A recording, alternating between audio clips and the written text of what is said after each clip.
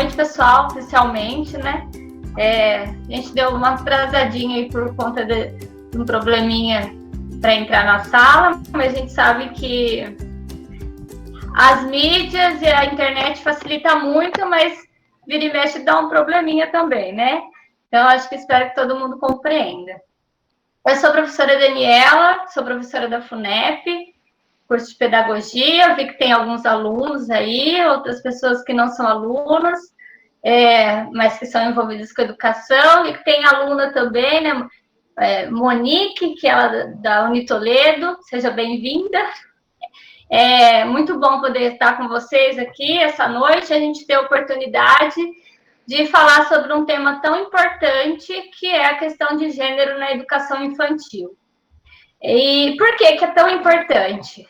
Porque existe uma tentativa, talvez, de silenciar essas questões nos campos da educação, né?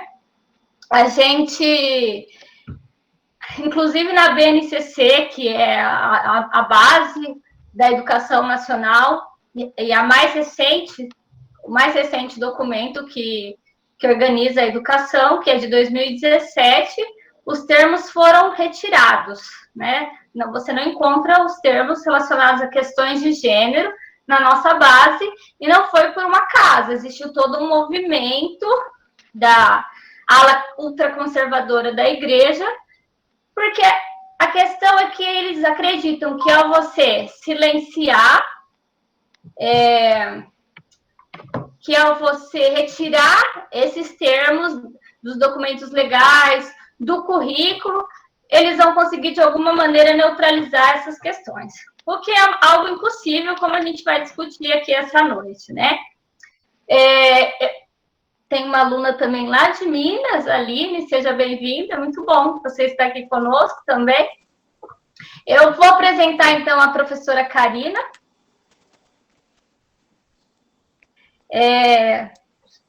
Vou ler o currículo, tá, Karina? Porque eu não vou lembrar todas as coisas. Bom, a Karina e eu, assim, a gente tem uma trajetória muito parecida. Nós duas somos coordenadoras pedagógicas aqui em Lins. E a gente se conheceu há uns 10 anos atrás, né, Karina? Quando a gente entrou, entramos na rede. Eu sou de Penápolis, a Karina é de uma outra cidade aqui próxima a Lins.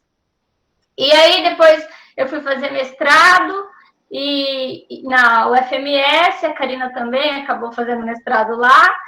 Depois do doutorado, a Karina continuou na UFMS, eu mudei de instituição. Mas a Karina é graduada em Letras e Pedagogia, ela tem especialidade em Educação Especial, Psicopedagogia e Coordenação Pedagógica pela UFSCar. Então, é um mestrado em Letras e Literatura pela UFMS e é doutora também em Letras e Literatura pela UFMS. Fez uma parte do doutorado dela em Portugal, né, doutorado sanduíche, e também, além de coordenadora, ela atuou como professora da rede estadual por aproximadamente 20 anos, embora ela seja jovem, não é, Karina? Sim! Comecei muito cedo, essa é a justificativa que a gente sempre usa. Então, a Karina vai falar um pouquinho sobre... Vai abrir o tema, né, sobre a questão de gênero na educação infantil, umas primeiras palavras, e aí, cada 20 minutos, a gente vai tentar fechar alguns blocos de discussões e vai abrir para vocês. Mas, assim, vocês fiquem à vontade para mandar questões pelo chat, para expor pensamentos, ideias, questionamentos, tá? Às vezes a pessoa não fica à vontade em falar, né, em usar o áudio, mas e se quiser também, estamos à disposição para ouvi-los. Mas também vocês podem mandar pelo chat, a gente vai tentar acompanhar, tá bom? Então, Karina, obrigada por você ter aceitado o convite de estar aqui com a gente essa noite. E seja bem-vinda. Muito obrigada, Dani, e a todos os alunos e alunas presentes nessa transmissão. Falar de gênero nesse momento parece muito senso comum, mas são questões que têm permeado o nosso dia a dia na nossa vida, né? Eu vejo muitas amigas, muitos colegas, muitas professoras reclamando, né, desse período de quarentena e de excesso de carga de trabalho, que os maridos ajudam pouco, que os filhos ajudam pouco. Então, discutir essas questões de gênero tem ligação direta com o que nós estamos vivendo. Se nós queremos que os homens participem do dia a dia das nossas casas, auxiliem, né, de maneira minimamente igualitária em todos os afazeres, desde lavar uma louça até ajudar a criar os filhos, a gente precisa começar a discutir as questões de gênero lá na primeira infância, na educação infantil. E como a Dani falou, nós temos um percurso similar, né? Nós caminhamos juntas desde quando a gente se conheceu, tanto nos estudos de literatura quanto nos estudos da primeira infância, né? Que é o nosso objeto de trabalho. Tanto eu quanto a Daniela somos coordenadoras na educação infantil. Então, começando, né, um pouquinho sobre as ideias, pensar em gênero envolve questões de construção cultural, né, do corpo, da subjetividade e da nossa prática cotidiana, tudo que nós fazemos todos os dias. Então, o bebê nasce e nós estamos nas dependências da maternidade ainda. A primeira pergunta é a questão de gênero. Ai, você está grávida? Ai, é menino ou é menina? Né? Esse ser menino e ser menina, ele começa a ser concretizado no momento da construção do enxoval, né? O cor-de-rosa, o azul, né? Passeando pela porta das maternidades, você já percebe, né? Os bibelôs cor-de-rosa, os bibelôs de ursinho, né? Mostrando já, comunicando para a comunidade onde as pessoas estão inseridas, essa feminilidade, essa masculinidade. Então, naquele momento, nasce um indicativo de gênero, né? E esse indicativo de gênero, ele não é do bebê. Esse indicativo de gênero é da família. Então, nós falamos de gênero sempre. Mesmo que tentem nos silenciar, as questões de gênero estão implícitas na nossa vida.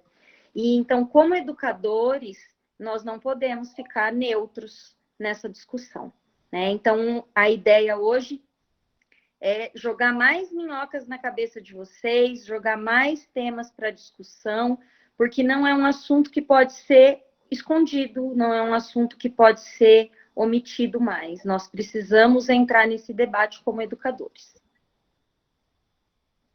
É importante isso que a Karina coloca sobre a educação infantil e as questões de gênero.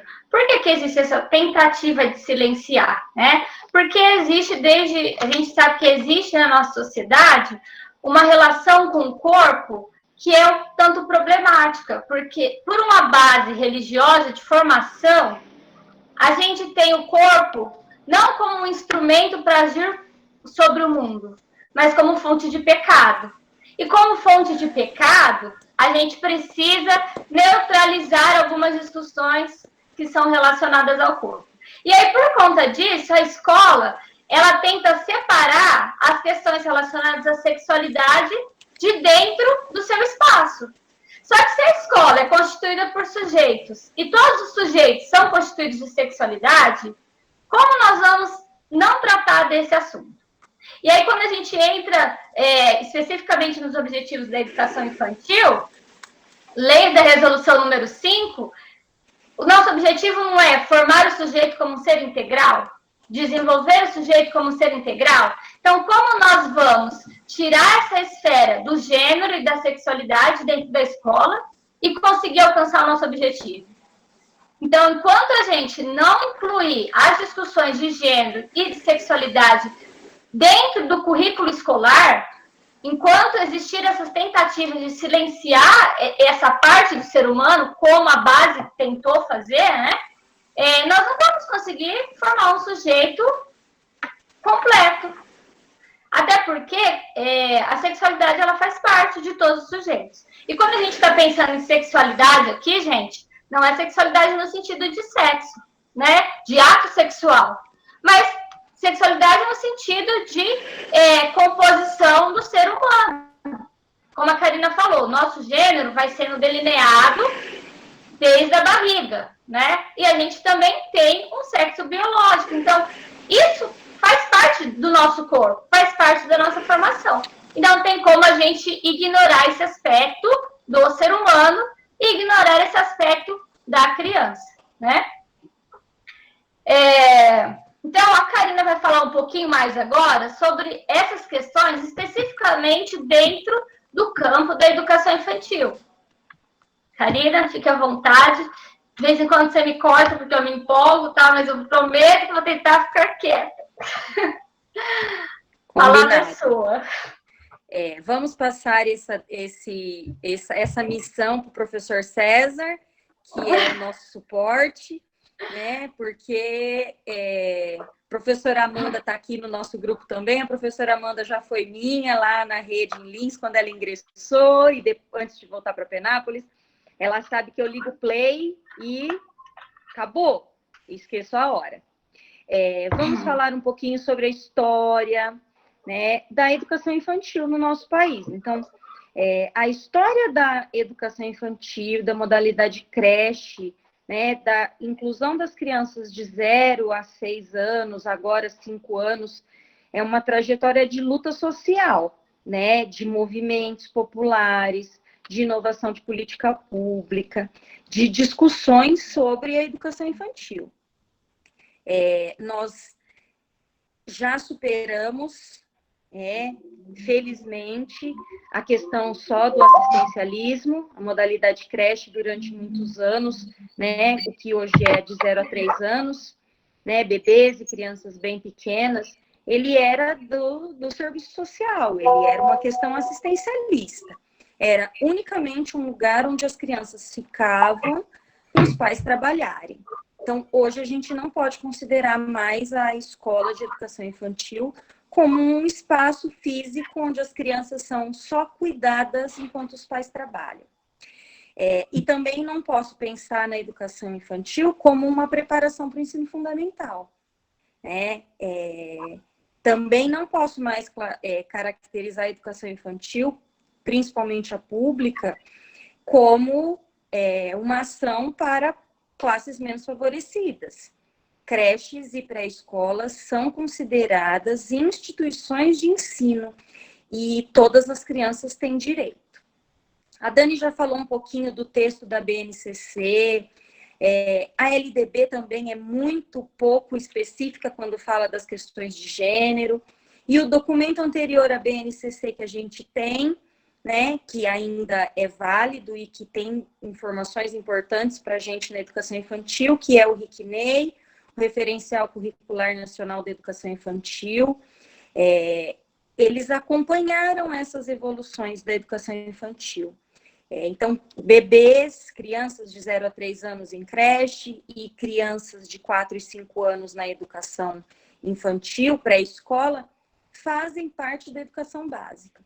Isso trouxe inúmeros avanços para a gente, né? Então, a questão do professor habilitado, do pedagogo, trabalhando com essa faixa etária, um documento que tenha objetivos de aprendizagem claros, né? Desde os 0 anos de idade. Hoje, com a nova lei trabalhista, nós já temos crianças de 120 dias na creche, né? O ideal, até essa nova lei trabalhista, seriam 180 dias, 6 meses, mas nós já recebemos hoje na nossa rede, aqui em Lins, bebês de 120 dias, que as mães voltam para o trabalho, acaba a licença maternidade.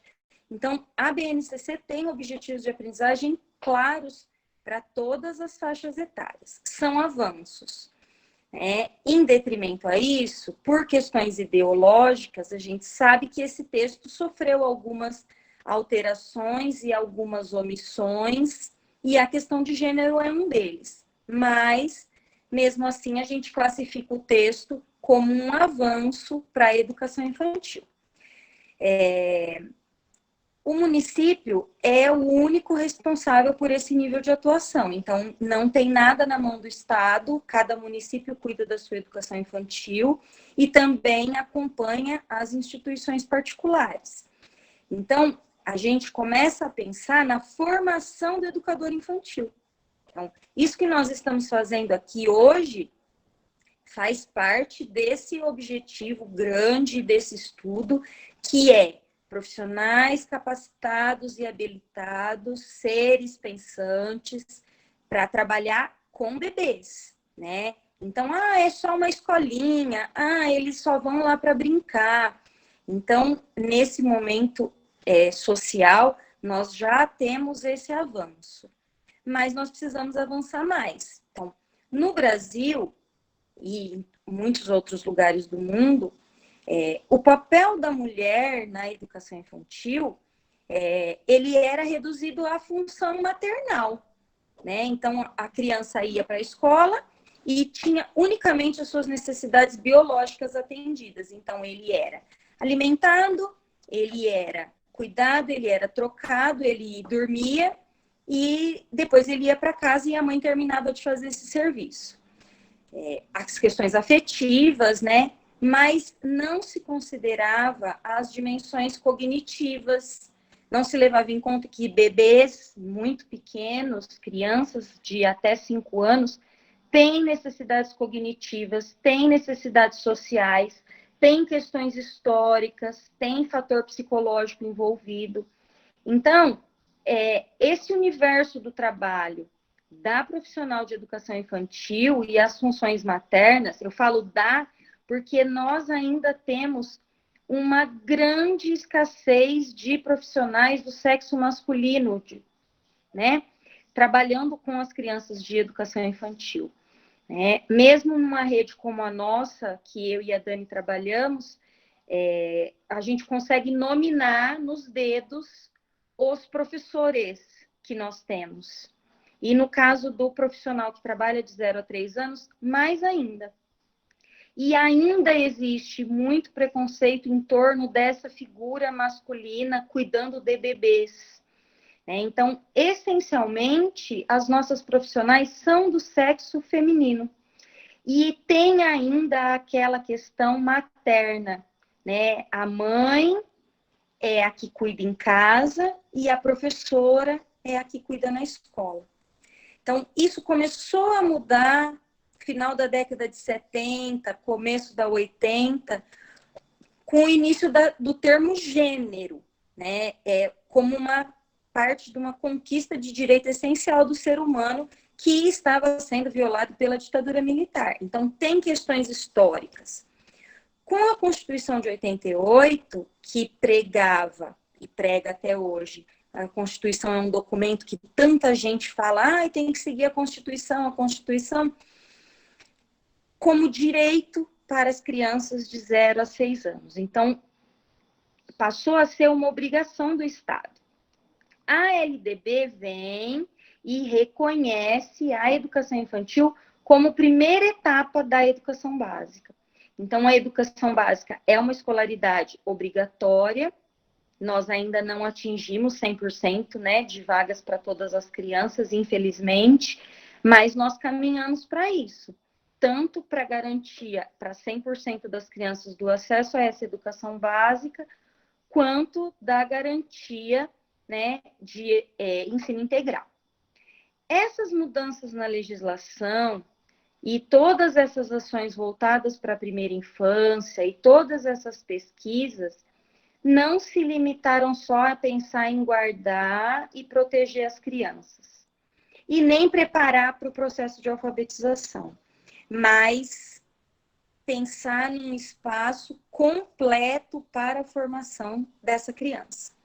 Então, como creche, ou como pré-escola, ou como instituição pública, ou como instituição privada, a educação infantil tem essa responsabilidade de cuidar e educar essas crianças.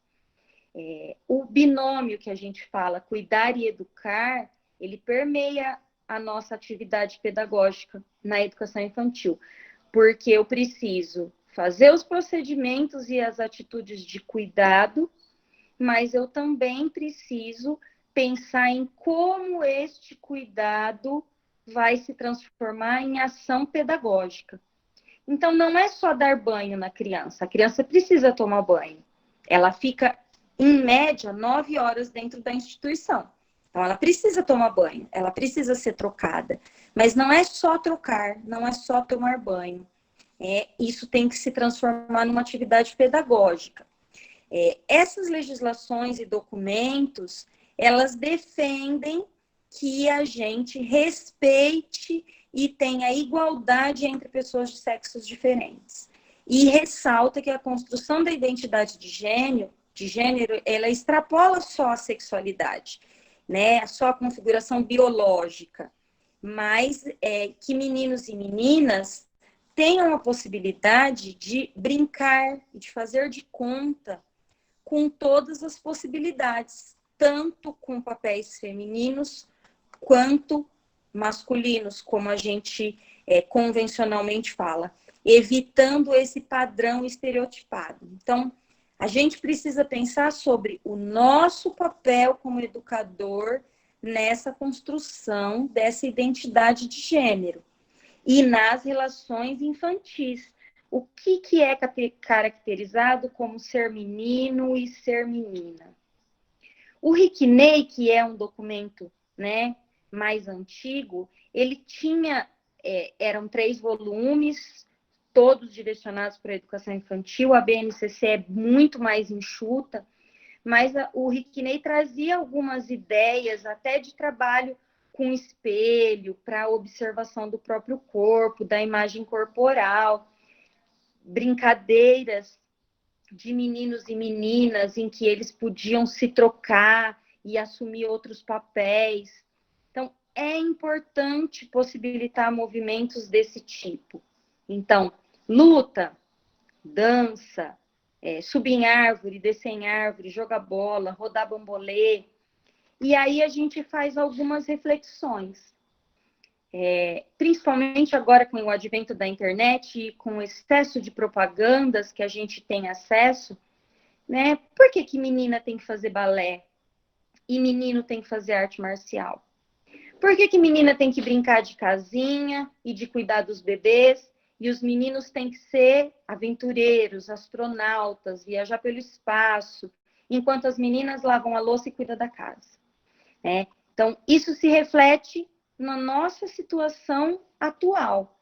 Então, as meninas também podem ser aventureiras e também podem viajar pelo mundo e também podem sonhar em serem engenheiras, em construir estradas. Ou só menino pode construir estrada, só menino pode desenvolver remédio e as meninas não podem jogar futebol. Então, nós precisamos começar a refletir sobre o que nós levamos para as crianças na escola, né? Então, dessa maneira, a gente começa a ver, né, homens são impulsivos e nós não. Nós temos que ser ponderadas, nós temos que mediar, ajudar o homem a se conter. Por que menina não pode ser impulsiva? Aceitar essa premissa faz parte do processo de formação de gênero. E aí a gente começa a ir para um outro campo que é muito mais grave, que é a desigualdade entre os sexos. Que a gente sabe que as meninas, as mulheres, infelizmente ainda ganham financeiramente menos do que homens para executar a mesma função. Então, a gente precisa discutir esses processos de construção, de formação histórica, social, né, que estão implícitas na nossa formação, mulheres e homens, meninas e meninos. São muitas reflexões que a gente precisa fazer, mas somos nós, pesquisadores e atuantes nessa área, que precisamos fazer essas reflexões. Vamos abrir para algumas perguntas ou posso falar, Dani? Olha, tem um comentário aqui da Monique que ela fala justamente essas questões, né? Que nós precisamos, sim, falar sobre gênero dentro da escola. E ela também cita a questão da ideologia de gênero, que você também falou agora há pouquinho, né? e que muitas vezes nós, enquanto educadores, não conseguimos, muitas vezes, saber o significado real do que é o sexo e do que é gênero, né? A gente está tentando aqui hoje traçar um pouco essas diferenças. A Karina já falou, né? Também já comentei que biologicamente nós temos dois sexos, mas não só dois sexos, né? A gente pensa, existe só homem e mulher. A própria natureza também produz pessoas que não se encaixam nem como sexo feminino, nem como sexo masculino. Que nós chamávamos de hermafrodita, mas eu sei que existe um outro termo agora, e eu não me lembro qual que é o termo exato, mas eu já trago isso para vocês também. Então, assim, nem na natureza existe unicamente dois sexos. E a gente tenta, de todas as formas, encaixar o homem e a mulher em duas caixas, que são as caixas do gênero. Então, nós precisamos, sim, falar sobre isso, até para romper com essas ideias da ideologia de gênero, como a Karina falou, que existem ideologias por trás de todas as conquistas e por trás de todos os retrocessos que a gente teve, inclusive, na BNCC, que nós falamos agora há pouco, né, Karina? E essa questão da ideologia, isso é mais uma curiosidade, a Karina também falou dessa questão histórica, vocês devem ter acompanhado nos últimos anos, especialmente em 2018, quando a gente teve as últimas eleições, né, para presidente no nosso país, que teve umas polêmicas gigantescas relacionadas às questões de gênero, inclusive com umas falácias assim, absurdas sobre vai chegar kit gay nas escolas, né? A esquerda fez um kit gay. E aí, assim, da onde surgiu isso? Sabe aquela coisa do quem conta um conto, aumenta um ponto? Então, realmente, teve uma época no governo do PT, eu não me lembro se foi 2010, 2011, mas por essa época, que uma das secretarias do governo estava montando uma cartilha sobre homossexualidade. E essa cartilha, o objetivo era que elas chegassem nas escolas para trazer informações e esclarecimentos para combater os preconceitos. E aí, essa tentativa, porque nunca chegou a ser concretizado esse projeto, porque foi barrado, teve várias manifestações contra, e ele foi extinto, né? Então, essa tentativa de trazer essa discussão para dentro da escola gerou uma polêmica gigantesca em torno dessa cartilha, e essa cartilha depois se transformou no kit gay, e todos os elementos que vocês sabem que tem nesse kit gay, que eu não preciso falar, né? E também nessa questão de que o governo queria implantar uma ideologia de gênero. Então, assim, esse projeto de ideologia de gênero, da maneira como chegou na mídia e foi espalhado, né, pelaquela máquina de fake news que a gente vê todos os dias aí, cada dia com uma abordagem diferente. Então, está relacionado, sim, a um projeto que era real, né, que tinha uma intenção de combater o preconceito, e isso foi deturpado e usado de uma maneira totalmente errada. Isso mostrou, acho que isso escancara o nível de preconceito que a gente existe ainda na sociedade. Então, mesmo a gente falando frequentemente sobre igualdade, sobre todos terem os mesmos direitos, quando existem ações concretas. É meu microfone que está fazendo esse barulho? Estão me ouvindo bem, gente? Então, quando existem ações concretas, né, no sentido de combater esses preconceitos, existem também grupos que vêm na contramão disso, como o que apareceu em relação a essa cartilha, aquele mesmo grupo, né, aquela bancada que veio contra o termo das questões de gênero também, na BNCC. Então, embora a gente tenha um movimento que se coloque, que se posicione, a Karina vai falar um pouco mais ainda sobre isso, a gente tem que estar constantemente entrando em atrito mesmo com alguns grupos mais tradicionais da sociedade. Para que isso? Para poder garantir que todas as pessoas tenham realmente os direitos à educação. E aí a Karine também falou da base e do RCN, que é o RICNEI, que é o mais antigo. E a base, o que a base traz de interessante, de positivo? Realmente, o Rick Ney, ele é muito mais profundo nas questões teóricas, né? Tanto que são 3 volumes, tem toda uma discussão em volta de cada... Não era eixo. O que é? Era eixo? Eixo, né? Era eixo? Eu não lembro. Na base, a gente fala dos direitos e dos campos de experiência. E no RCN, eu não lembro, ele falava cada eixo, eu não lembro qual que era a terminologia lá do...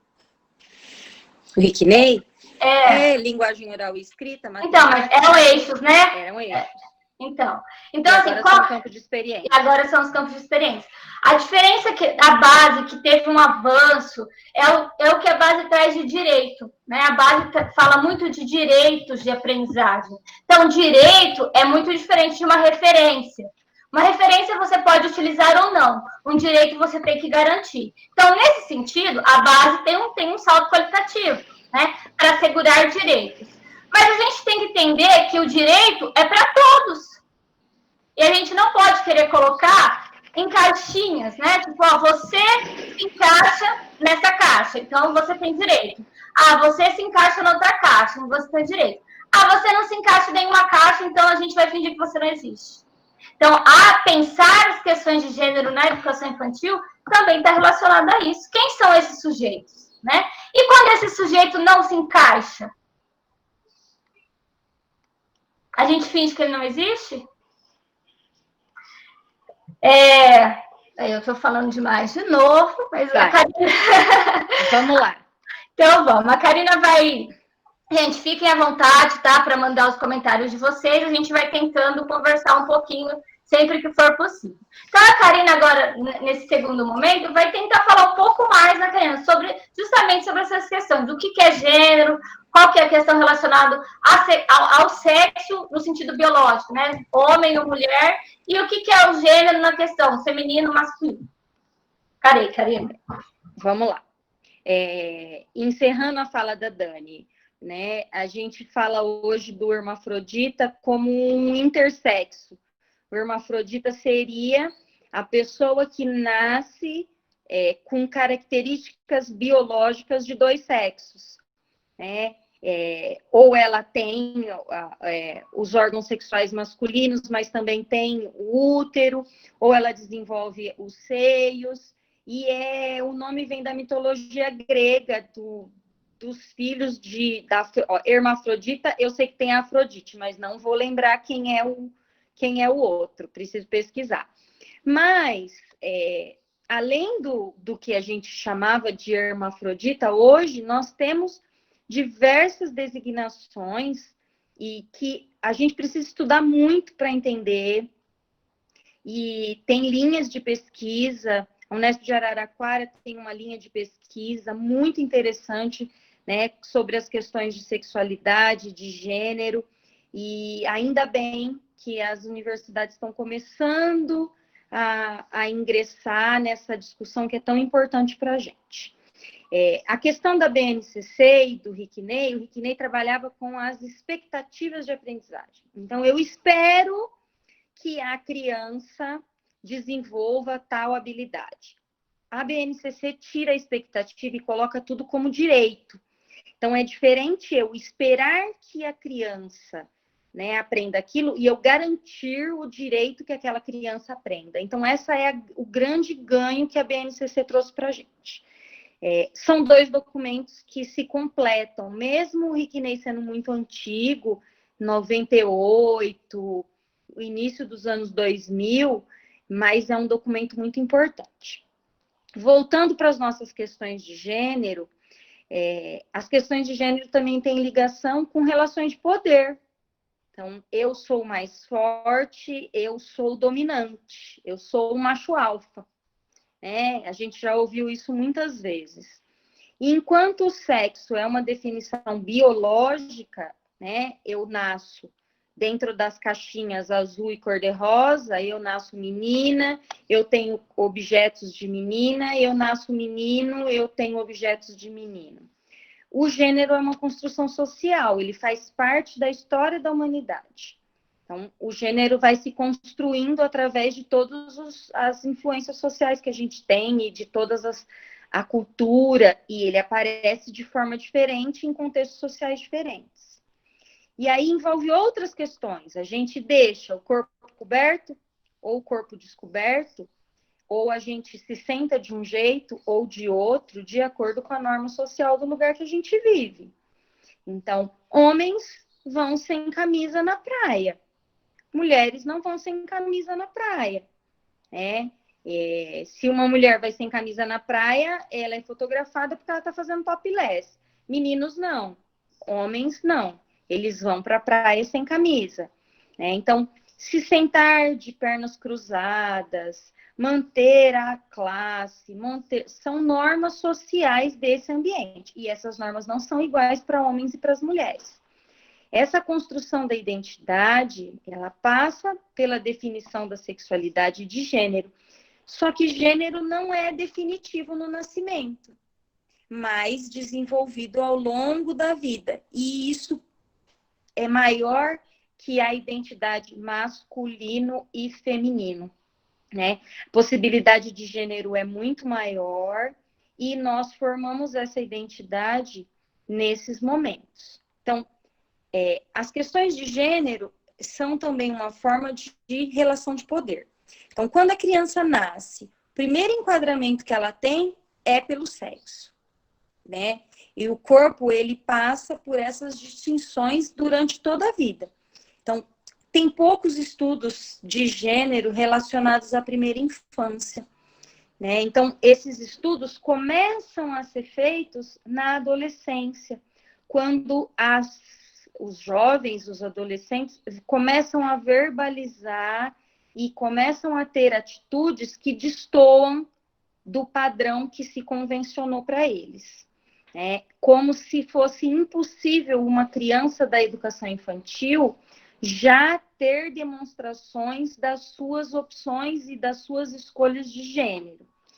Então, a gente precisa aprofundar esses estudos de identidade, né? Por que a gente tem mais mulheres e menos homens em determinadas áreas? É uma forma de trabalhar também na educação infantil com tabus, com as questões de homossexualidade como se fossem anormais. E que qualquer manifestação das crianças é como se já fosse um indício, uma característica que precisa ser abafada. Então, como se a criança começasse a desenvolver alguma característica de interesse, né, por outras áreas e por outros gêneros, que o educador faz muitas vezes a opção por esconder isso na escola.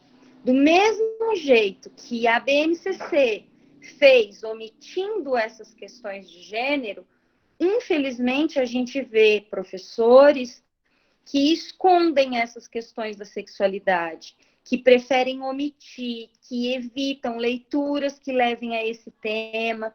É um outro assunto, Dani, né, para um próximo encontro, as questões de gênero na literatura. Nós já fizemos essa fala uma vez, eu e você.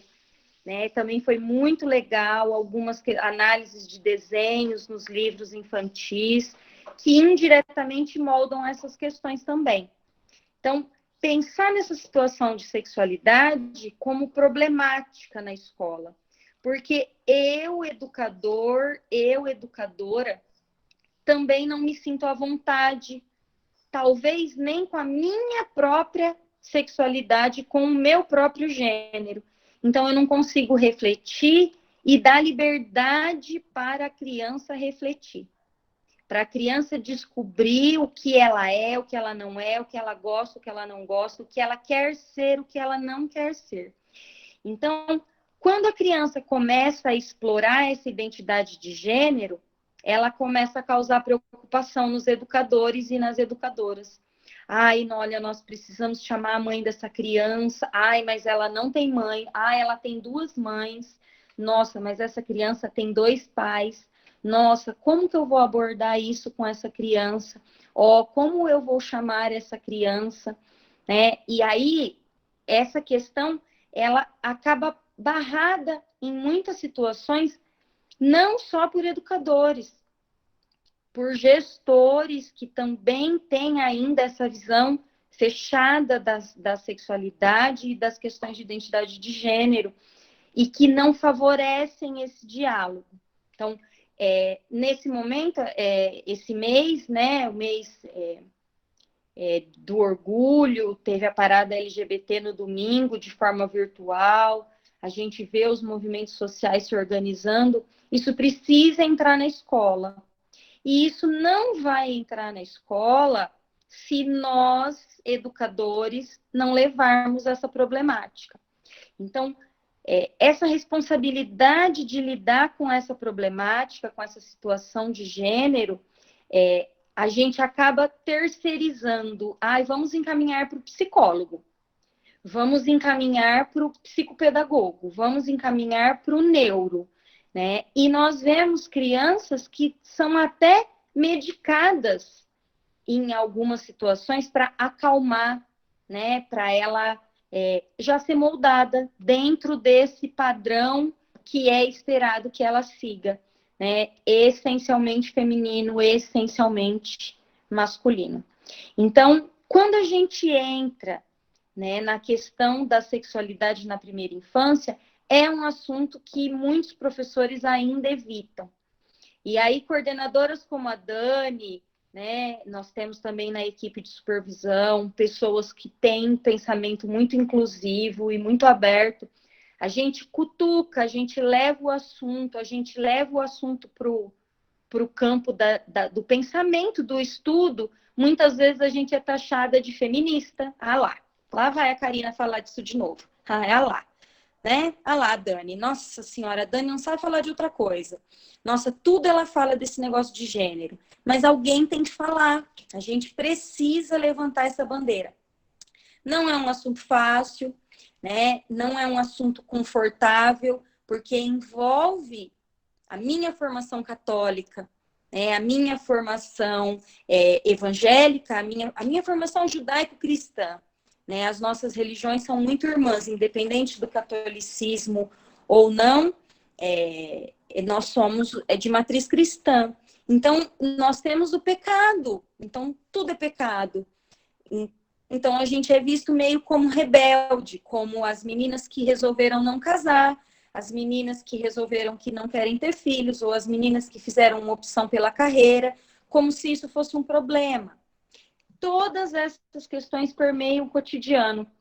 Frases prontas como: é claro que você consegue dar conta de todo esse serviço, você não tem filhos, né?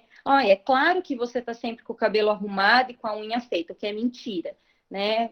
Dada a quarentena. Mas, de maneira geral, a gente tenta estar sempre com o cabelo arrumado e com a unha feita. Mas a gente ouve frases desse tipo, né? Você escolheu a vida acadêmica. Como se uma pessoa que não for feminista, né, como nós somos feministas, ela não possa seguir a carreira acadêmica, como se a carreira acadêmica fosse um privilégio dos feministas.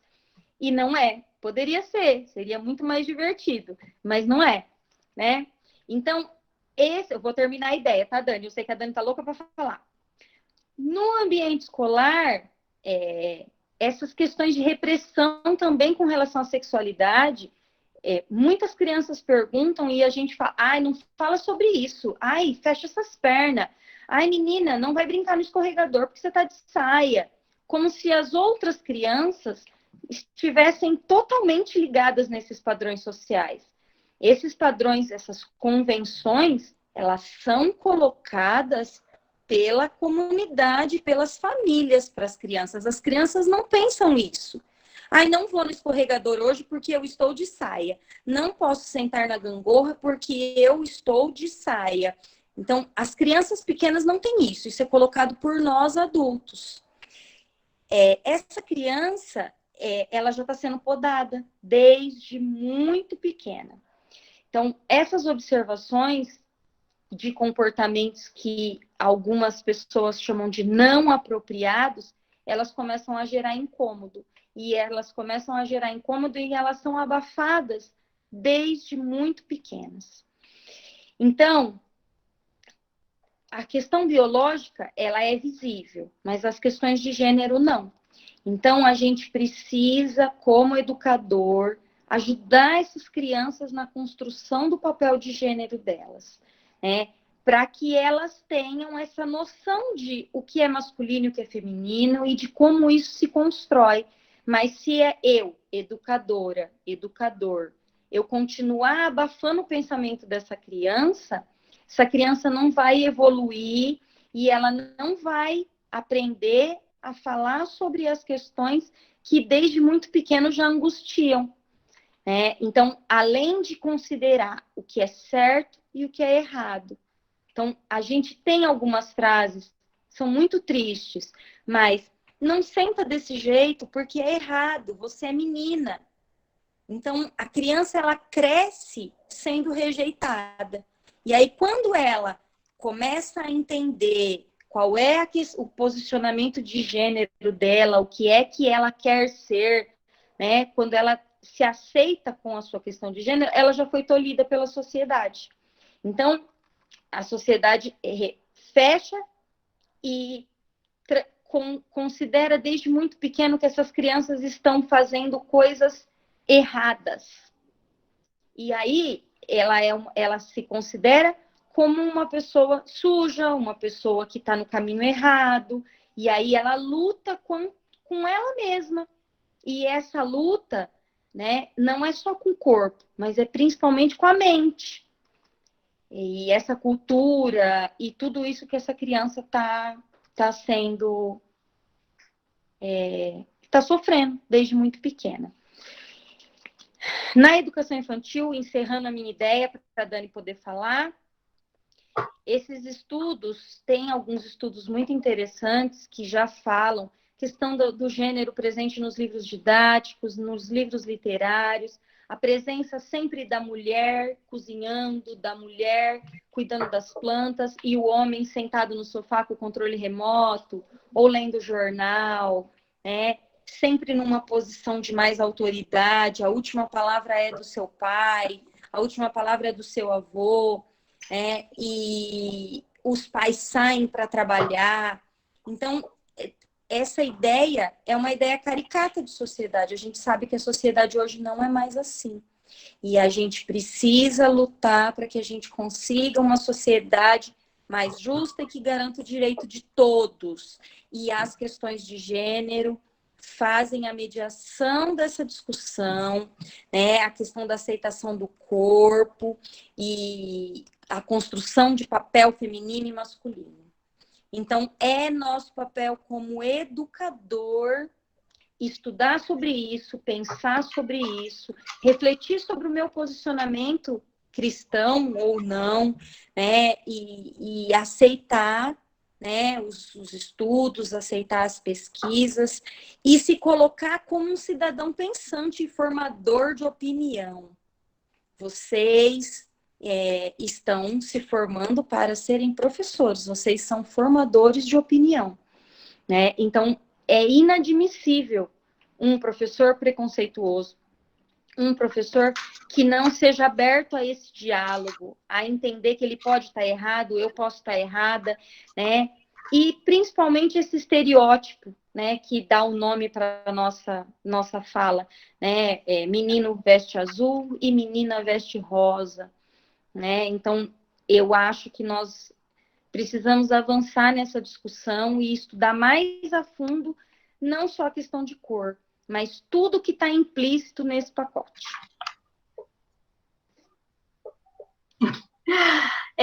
Eu vou fazer alguns comentários em relação às falas da Karina, e aí depois eu vou dar uma lidinha no chat para a gente poder interagir um pouco com vocês.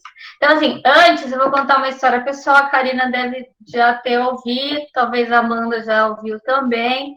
Eu tenho uma filha que tem 4 anos, a Maria Carolina, e ela tinha 3 anos e a gente estava num parquinho desses de vila em Penápolis. E aí eu estava sentada no balanço e ela estava brincando. Sabe aqueles brinquedos que as crianças vão subindo, que é tipo vários retângulos de ferro, trepa-trepa, eu acho que chama, não tenho certeza do nome. Mas, enfim, eu fiquei sentada no balanço e ela ficou lá brincando. E aí chegou uma outra criança, uma outra menininha do mesmo tamanho, acredito que da mesma idade que ela.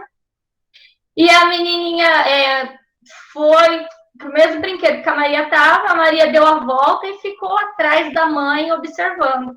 E a menina querendo subir e a mãe não queria deixar a menina subir. Aí a mãe falou assim, não, filha, esse brinquedo aí é de menino. Aí a Maria virou e falou, não, o brinquedo é para todas as crianças. Então, assim, eu sempre falo isso para minha filha, né? Olha, e mesmo eu falando, não, azul não é de menino, rosa não é de menina, não existe coisa só de menina, não existe coisa só de menino. E mesmo eu falando, às vezes ela traz essas falas que ela ouve na escola, que ela ouve nos ambientes que ela frequenta. Então, é muito difícil a gente quebrar esse estereótipo de uma maneira simples, né? É uma desconstrução diária. Então, nós, enquanto educadores, como a Karina falou, a gente tem um papel que tem que ser ativo nesse sentido, de fazer as crianças desde pequenas começarem a pensar nessas questões. Que nem a Karina falou isso, né? Da gente tentar fazer as crianças pensarem no que está relacionado ao feminino, o que está relacionado ao masculino, mas não para elas comprarem essa ideia de que é só masculino, só feminino, mas justamente para que elas não aceitem essa ideia de que existe coisas só de meninas e existem coisas só de meninos, né? Então, por que o homem não pode lavar a louça? Ele tem alguma anatomia diferente do corpo da mulher, além do órgão sexual? Ele não consegue segurar um prato e passar um bombril? Né? A bunda dele não consegue levantar do sofá por mais de meia hora? Então, assim, a gente tem algumas coisas que a gente tem que pensar. Porque isso está relacionado aos papéis de gênero. A mulher, ela é desde pequena criada para servir ao homem. Um exemplo clássico disso. Você vai lá e faz um bolo. Aí alguém come o bolo. Nossa, que bolo gostoso, já pode casar. Mas quem disse que eu tenho que casar porque eu sei cozinhar, né? Então, são algumas questões que estão relacionadas a essa ideia de que a mulher nasceu para servir. E aí, às vezes, até na criação, então, principalmente quando a família tem um menino e uma menina, né? A menina, desde cedo, ela tem que ajudar a mãe nos afazeres domésticos. E o menino fica de boa, né? Porque isso não é tarefa de menino, isso é tarefa de menina. Nesse estereótipo do que está relacionado ao que é menino, o que é feminino e o que é masculino. E aí, por conta disso, gente, existiu um avanço, sim, com certeza, mas ainda existe muita coisa que precisa ser discutida, que precisa ser reconstruída. Então, reconstruir novas ideias sobre questões de gênero passa por um processo de desconstrução. Então, a gente desconstrói ideias para poder construir outras. E mesmo as crianças com 3, 4 anos, elas já têm ideias que foram inculcadas na cabeça delas. Elas já têm essa coisa de que menina é rosa, menina é azul, menino faz isso, menino faz aquilo. E aí a gente tem um governo que muitas vezes fala assim, a gente vai acabar com essa ideologia de gênero, e no outro dia está gritando, menina de rosa e menino de azul. Para mim, isso é muito mais uma ideologia de gênero do que a tentativa de desconstrução que a escola está fazendo. Porque a escola tem que se posicionar, sim, em relação a isso, né? Enquanto educadores e educadoras, a gente precisa ter conhecimento suficiente para que a gente possa desenvolver uma sociedade com outro olhar em relação a isso. E por que é necessário pensar isso? Porque você criar meninos e meninas e qualquer outra pessoa que nem se encaixa, né? Que às vezes não se encaixa nem com ser homem, nem com ser mulher, e delimitar um papel para essa pessoa, restringe a vida, restringe. Então, ideias de gênero é restritiva. O gênero, ele não é uma categoria estanque, ele é uma categoria fluida. Biologicamente, a gente nasce de um jeito. E hoje a gente está vendo que até biologicamente existem possibilidades, de algumas pessoas que não se sentem bem com o corpo que nasceu. E elas passam por um processo de transformação ao longo da vida. Então, assim, o sexo, biologicamente, ele é estável? Sim, mas a gente já começa até a se questionar em relação a algumas coisas, por conta da modernidade, que pode acontecer, existir interferências, né? Agora, o gênero, ele nunca foi uma categoria estanque. E ele é uma categoria fluida, então não tem como. Você nasceu menina, toma aqui, fica nessa caixinha, você nasceu menino, fique nessa outra caixinha. A gente restringe as possibilidades das crianças, né? Então, pensar em questão de gênero é pensar a vida das pessoas, abrir novas possibilidades, tanto para meninas quanto para meninos. Porque, como a Karina falou, as mulheres, as crianças, desde a educação infantil, já começam a dividir. A menina vai brincar disso, menino vai brincar daquilo outro, né? E aí, quando a gente vai crescendo, mesma coisa. Tem duas profissões que são muito mais relacionadas à mulher. A própria atividade docente é uma atividade que está muito relacionada à mulher. E, historicamente, isso mostra também que isso tem relações com as questões de gênero, né? Então, a gente pensar isso é garantir que as pessoas possam fazer escolhas independentes, sem ter que estar preocupada se está cumprindo ou não um papel que foi determinado a elas, tá? Então, eu vou agora um pouquinho para o chat. Depois a Karina usou lá o termo do intersex, eu lembro que tinha um outro termo, tá, Tom? Obrigada por esclarecimento, mas eu não lembrava. Então, gente, eu falei hermafrodita, mas é um termo que usava antigamente, tá? O termo atual, correto, é intersex, tá bom? A Monique falou também sobre essa questão, como que essa desigualdade de gênero impacta no processo pedagógico, cognitivo. A Karina também falou um pouquinho sobre isso. A Amanda Teixeira está falando sobre essa questão da divisão binária, né? Que foi isso que eu falei também, de que a gente dividir como categorias estanques a sociedade, né, em relação ao sexo, tem se mostrado falha. E a gente tem vários problemas em relação a isso. E o feminismo vem também nesse sentido de tentar questionar essas divisões, que não são, em momento algum, igualitárias. O brincar, como a gente já falou, a Aline Cerqueira está falando essa questão em relação ao brincar, do menino brincar de carrinho, né, de boneca, nós também abordamos isso, né? Que menino pode sim brincar de boneca. Por que menino não pode brincar de boneca? Desde cedo a gente pressupõe que a mulher vai ser o quê? Mãe. Então ela tem que brincar de boneca. Mas os meninos não serão pais? Eles não podem brincar? Eles não podem brincar com utensílios de casa? Eles não vão ter uma casa que eles possam cuidar? Eles não vão ter que se alimentar, então eles não podem brincar no fogão? Por que eles não podem? Porque vai ter alguém para fazer para eles, né? As escravas das mulheres, vai lá servir o homem. Então, a ideia que está por trás é essa. E a gente tem que mostrar para a criança, na educação infantil, já fazer esses questionamentos, porque os meninos já chegam falando: mas meu pai falou que menino não pode brincar de boneca. Mas minha mãe falou que menina não pode brincar de carrinho. Então, a gente tem que levar esses questionamentos para as crianças, sim. Por que não pode? Né? Com todo o respeito, com todo o carinho, com todo o afeto, mas a gente tem que fazer essa discussão com as crianças e, em alguns momentos, com os próprios pais. Porque os pais precisam pensar sobre isso também, né? E para os próprios professores. Sim, com certeza. Para as equipes gestoras, para os secretários de educação. A Amanda falou, muitos professores ignoram essa questão.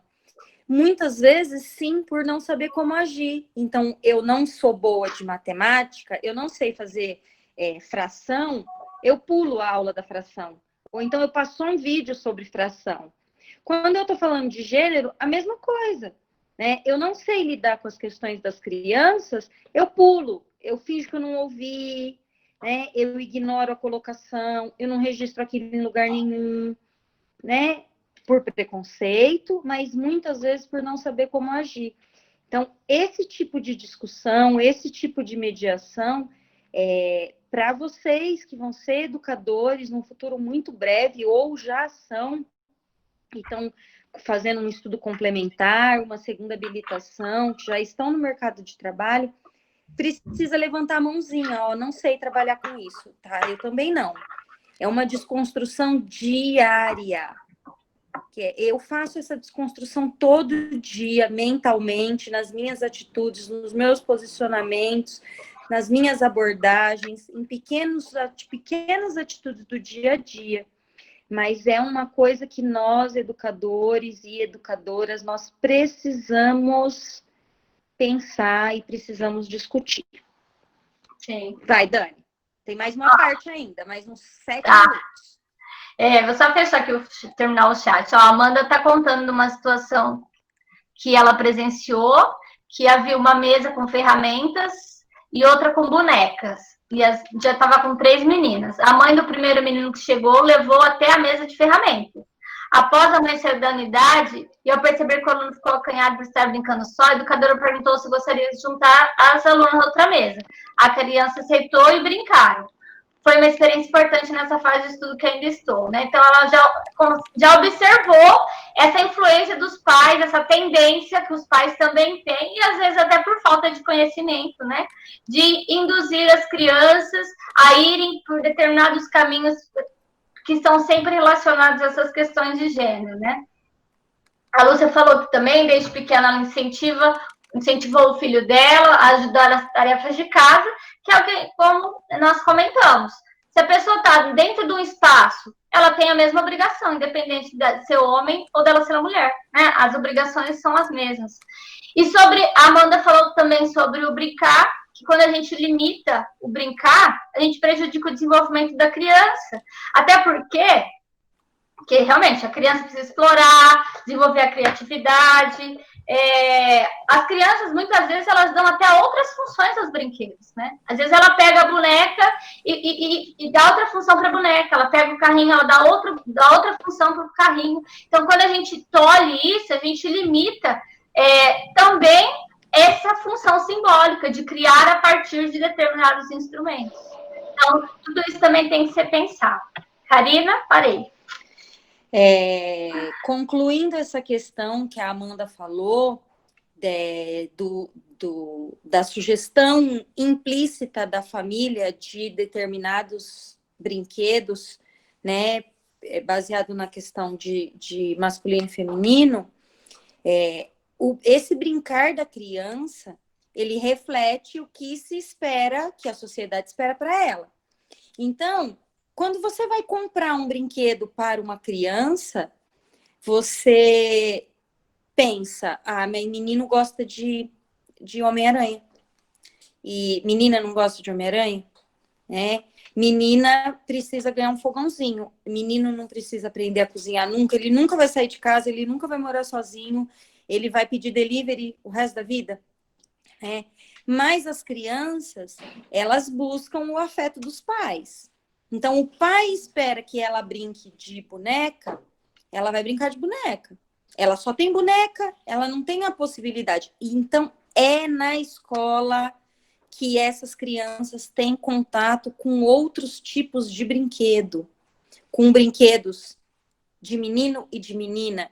É na escola que o menino vai ter a opção de alimentar uma boneca, de brincar com um fogãozinho.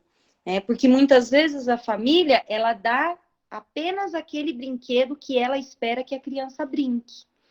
Então, nós, dentro da escola, temos esse papel até de oferecer uma diversidade de brinquedos para que as crianças descubram do que elas gostam e do que elas não gostam. Então, menina pode ser motorista. Aliás, todas as meninas deveriam aprender a dirigir. Então, aquela frase pronta, passou o sinal, é mulher. Mulher no volante, perigo constante. Esse tipo de frase pronta reflete esses padrões sociais que nós estamos falando para vocês que a gente precisa quebrar. O direito de uma educação infantil de qualidade tem incluído a discussão das questões de gênero. Pode ter o nome que a rede quiser, o nome que eles colocarem na BNCC, no RICNEI, na LDB, mas uma educação infantil de qualidade, ela faz a criança pensar. E somos nós, professores, que levamos o currículo de verdade para dentro da escola. A proposta pode falar o que tiver, mas sou eu, professora, que aplico aquilo. Ver as crianças como parceiros e não como concorrentes. Então, assim, a questão da submissão, da aceitação, inclusive no campo das ideias, é na educação infantil que a gente vai ensinar a menina a falar, não, olha, não gostei disso. Não, isso não é o que eu gostaria para mim, isso não é o ideal. E num momento social em que a gente ainda vê as questões de abuso sexual contra as crianças, é a escola que vai falar, isso não é legal. E não é eu não falei contra as meninas. Abuso sexual não acontece só com menina, né? Então, essas questões, eu não gosto, eu não acho isso legal, isso me machuca, isso é ruim para mim, né? Então, essa questão de posicionamento, a criança precisa aprender a falar. A importância da escola junto aos professores. Estudar essa questão de gênero. Eu não estou falando para vocês que a minha posição é a correta, a posição da Dani é a correta. Nós estamos aqui, nós fizemos essa proposta de fala, de palestra, porque é a posição que nós consideramos correta. Então, assim, a gente conta que vocês estão ouvindo, estão abrindo a mente, estão pensando em abordagens diferentes, para que a escola não se esquive mais dessa responsabilidade só porque considera um tema difícil de trabalhar. Então, nós contamos com vocês, né, na reflexão, no estudo, no aprofundamento. Mandem e-mails, eu vou deixar aqui no chat o meu e-mail para vocês mandarem. A gente pode mandar sugestão de texto, sugestão de vídeo, sugestão de Insta para seguir, sugestão de canais no YouTube, para vocês começarem essa ampliação das questões de gênero e das questões de discussão e de aprofundamento desses estudos, porque é necessário para a formação docente de vocês. Tá? Dani, acabou.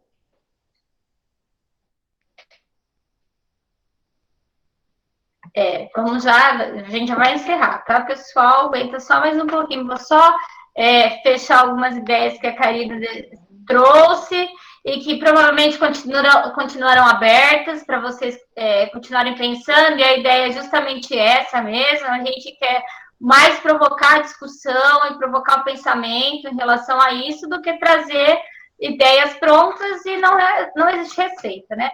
Às vezes as pessoas, inclusive na educação, querem modelos, querem receitas do que fazer.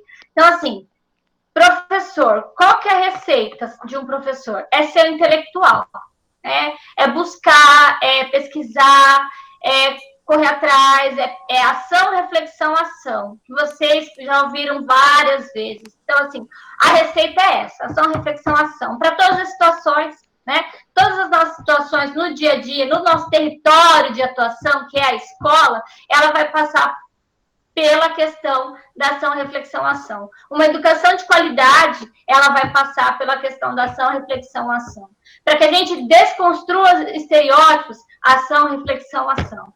Então, não existe outro caminho que não seja esse. Então, vocês vão usar essa receitinha de bolo de ação, reflexão, ação, vão olhar as realidades de vocês, vão buscar conhecimento, vão pensar, trocar com os pares, e aí vocês vão voltar para a ação, voltar para o território de atuação, que é a educação, né? Para tentar contribuir e cada dia garantir às crianças que elas tenham uma educação de qualidade. Eu sei que existem vários pontos aí em relação ao que seria uma educação de qualidade. Se a gente fosse falar sobre isso agora, a gente fica até amanhã, né? Existem vários pontos, vários problemas, várias questões, mas se existir uma receita para a educação, eu acredito que essa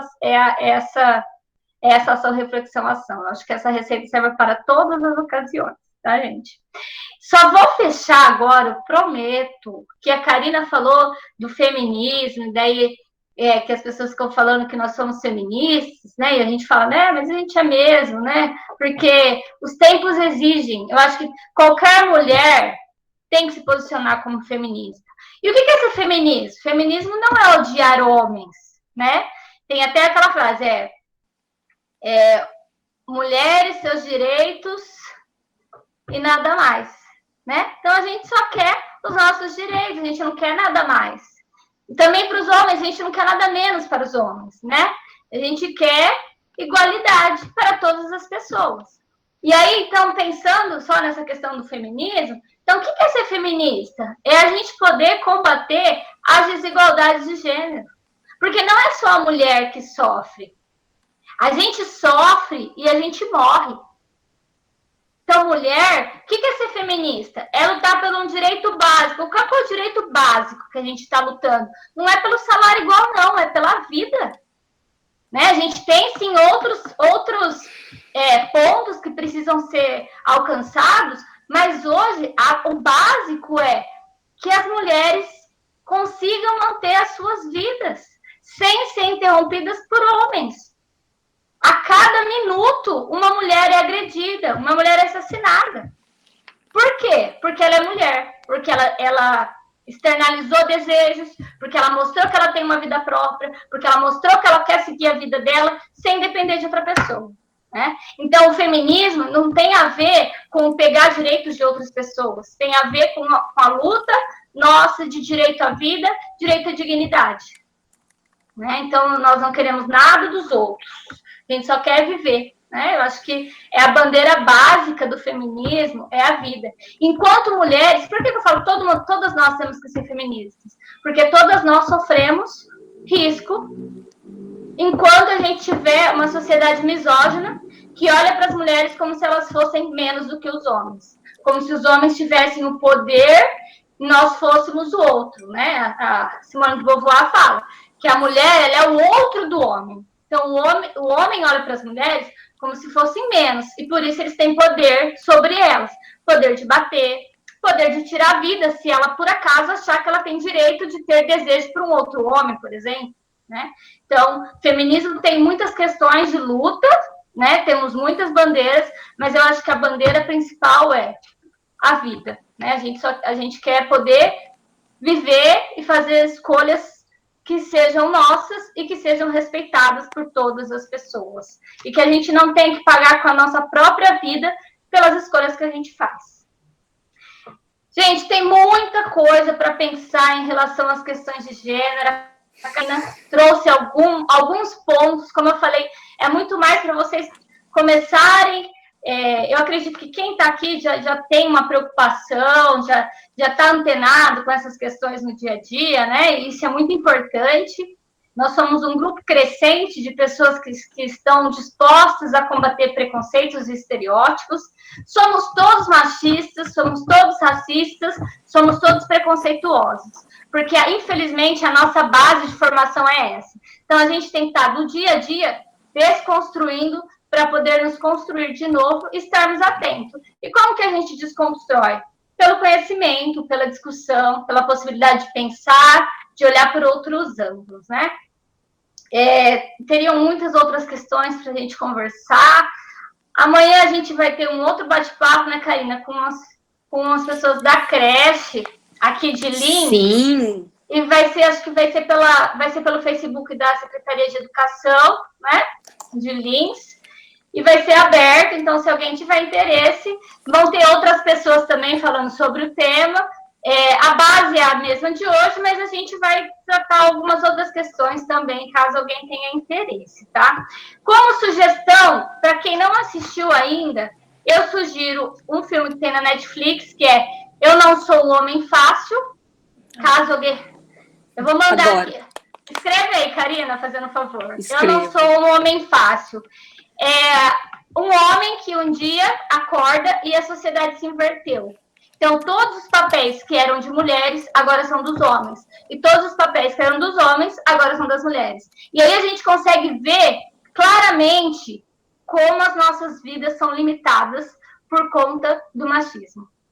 E para os homens, tem poucos, mas tem homens aqui, caso não tenha assistido, tem um documentário maravilhoso que se chama O Silêncio dos Homens, que fala também sobre as questões da masculinidade. Porque, como eu falei, nós mulheres estamos numa caixinha, teoricamente, e os homens têm outra caixinha. E todos nós somos limitados quando a gente é colocado dentro de caixas, né? Então, é uma possibilidade também de pensar aí esse conceito de masculinidade E essa ideia de falar, seja homem, né? O que é esse ser homem? Então, fica aí, então, a sugestão para vocês. Tem vários livros, vários artigos, tem o e-mail da Karina aí. Eu sou professora da FUNEP, então, né, que precisar, os alunos têm meu contato, precisar, a gente está sempre disponível. Se quiser chamar a gente para conversar em outros lugares, a gente vai, né, Karina? Porque a gente é dada, a gente gosta de conversar. Obrigada por A gente gosta de viajar também, a gente gosta de ir prestar concurso e de ir para praia e também gosta de aglomerar. Mas não pode. Não pode, agora não pode. Quando tiver vacina, a gente volta a fazer isso. Gente, mas obrigada por vocês aguentarem até aqui. A gente está disponível, tá? Em outras plataformas. E boa noite a todos e todas. Muito obrigada a todos e a todas. O professor César, muito obrigada também pelo acompanhamento das questões técnicas. Todas as meninas e meninos, né?